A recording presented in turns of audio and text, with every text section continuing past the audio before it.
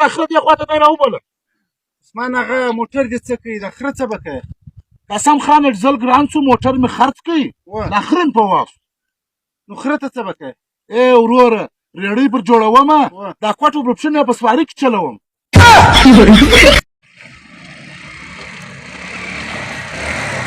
پټرول والا وروره د سلفي پټرول واچوه بابا ډکنه مه خلاصوه لاس ونیسه لاس ونیسه بس اوس کې چې که موټرسایکل ته ورچوي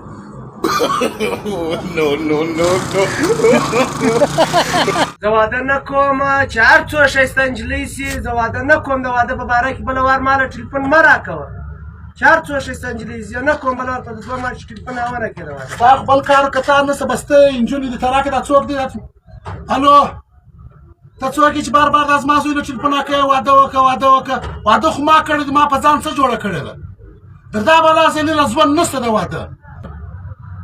زما زامن به نه راخرابوي چش واوره بس کاټ یې که خبرې چې ته څه به پرېته انجن له ټلیفون کوې واده کوم بابا نجلۍ نه و دا زه د موره سره ګایدم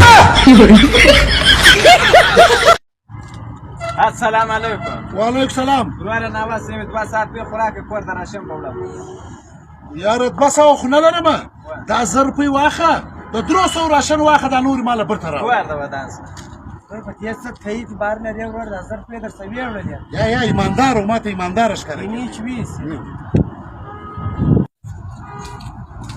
ور د ودان ستا بقایا دا ده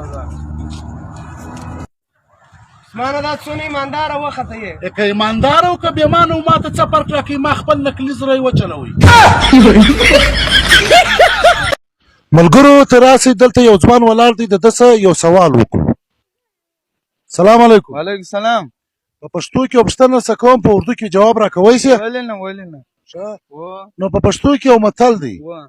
وایي په زړه کې د ځانه کونه جوړه کړې دا به په اردو کې سړی څه ته راوایي دا په اردو کې دا وایي اپنا دل سے اپنے کو سنبئی بنایا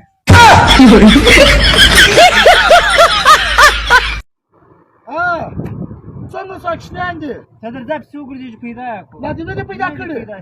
ته راځه ته وګوره هغه سړی ولاړ دغه څه به پوښتنه وکړو تا به زما کوچنیان نه لیدلي واټ دغه زما زوی غل دی دلته څه ور معلومه دی چې دی غل دی په خپله وسلول یو چنی یو غټ